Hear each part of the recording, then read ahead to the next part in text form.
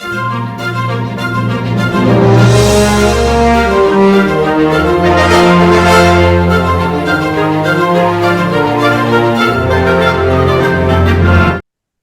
it was for me as well. Like, yeah, high school was very rough because in my journey, I started out good. I had a couple good years overall, but I was dealing with this with just personal struggles from depression and a sleep cycle that was thrown out of whack and then by the time my senior year happened, that was the worst year ever. Like I was getting suspended several times. I got accused of bullying several times. It was so bad it was unbelievable. But the good news is you and I both got through it, you know. And we're even Well, then just tell something to my younger self. Let's say my younger self, like telling my teenager younger self, I would say, yep, it's going to be bad, but you're going to get through it, and the future's going to be a whole lot brighter. That's what I would tell my younger self as a teenager. Yeah, after high school, I always wondered, what if I knew then what I know now? You know, that'd be a whole different story, you Well, know. that's right. Um, there's a lot of things that you learn. But I did have some good friends horseback riding. They put me to work cleaning horse stalls, so I learned how to work. I'm seeing a lot of problems now. Kids are not learning working skills. My science teacher, who got me motivated to study, he was the head of the Model Rocket Club. That was another place where I had friends who shared interests. So that I can't emphasize enough the importance of friends who shared interests. Definitely, for sure. So, what other struggles did you overcome? Well, starting out in the cattle industry in the 70s as a woman was not easy. The only women in the cattle industry in the 70s were secretaries in the office. And then you did have some women in livestock journalism. There were some women in that. And there's a scene in the HBO movie where I go up and I get the editor's card.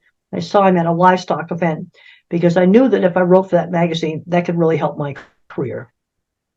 And that's seeing doors to opportunity. I went up and I got the card and I produced a good article and I had decent writing skills. And I started to get respect for that. Awesome. What are the books you've written? Well, my newest book right now is Visual Thinking, The Hidden Gifts of People Who Think in Pictures, Patterns, and Abstractions. And I didn't realize until I was in my late 30s that other people did not think in pictures the way I do. The HBO movie shows exactly how I think in pictures. And I was shocked when I discovered that a lot of people think verbally. And there's kind of three kinds of thinking, and there's a whole chapter in here on the different kinds of thinking. I'm an object visualizer. So everything I think about is a photorealistic picture. Then you have other people, they're the mathematicians. They think in patterns, not pictures, but patterns. And then there are two types of visual thinking, and they're very different. But what I'm concerned today, my kind of mind that's good at things like skilled trades, mechanical devices, animals, art, and photography, is that we can't do algebra. And I'm very concerned that we're getting screened out. But I worked with lots of brilliant mechanical minds.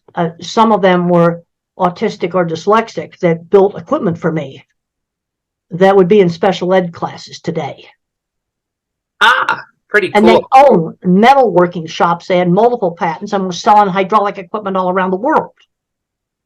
Well, one of the worst things the schools ever did was taking out the shop classes. What are those? Building things, welding, carpentry, sheet metal work, machine shop, those kind of classes. All right, I got it. How'd you get your job with CSU and what do you do there exactly? Well, I am a professor of animal science. I've had a number of graduate students do research. I did my first graduate student did one of the very first studies on cattle behavior and weight gain. What's called cattle temperament. And Bridget Wazenet found that cattle that jump all around in squeeze chutes when they're getting vaccinated have lower weight gain. Well, when we did that like over 25 years ago, that was real radical stuff. It turned out to be true. And it's been replicated a whole bunch of times. So I have a number of different research studies. You can look them up on Google Scholar. So I do research, livestock research, teach my class, have graduate students. I've got 3 graduate students now that are professors. So I'm very pleased about that. That's awesome to hear. Have anybody else been impacted good by your teaching? Well, I had a student come up to me last week and tell me that I was one of the few professors where he kind of understood, he really liked my class. And because it's very visual, I have lots of slides. I showed you that picture on my phone of the spider monster. Well, I've got all kinds of slides that show stuff that's good, show stuff that's wrong. Like this right here is one of my drawings. So when I started out doing design work, the way I sold the jobs was to show off my work. When you're weird, you sell your work, not yourself. So are those a type of blueprint or something? Oh yeah, that's a blueprint. That's a blueprint for a great big cattle handling facility, a large beef plant. Yeah, that's a blueprint for a cattle handling facility. Now you must do you think you're more of a verbal thinker? I would say a verbal thinker, yeah, sometimes, and then sometimes visual, yeah. Well, I'm gonna do a little question. Think about a church steeple. How does it come into your mind? A church steeple? Yeah, how does it come into your mind? I do this as a standard question, and I can get an idea of what kind of thinker you are. I was thinking a church steeple would be like a building with a bell in it or something. Okay, that's pretty verbal. I remember asking a speech therapist that question. Okay, here's a piece of paper that's got a bunch of other stuff on, and she just got pointy thing. Oh, Now I think about a church steeple. I see a whole bunch of specific ones around town and name them off. You see, okay. my thoughts are specific pictures. Like if I think about going to the grocery store, I can see the apples piled up in the wooden box they keep them in. Yeah. Can I ask something? Yeah, For your okay, visual stuff, okay. what do you picture when I mention something like a race car, for example? A what? Race car. Oh, I see a race car model I've got up my shelf. I'm seeing the Indy 500. I'm seeing a hilarious movie, Talladega, something or Nice, other, Talladega kind of a Nights. satire on racing. We were stuck in an airplane on the ground.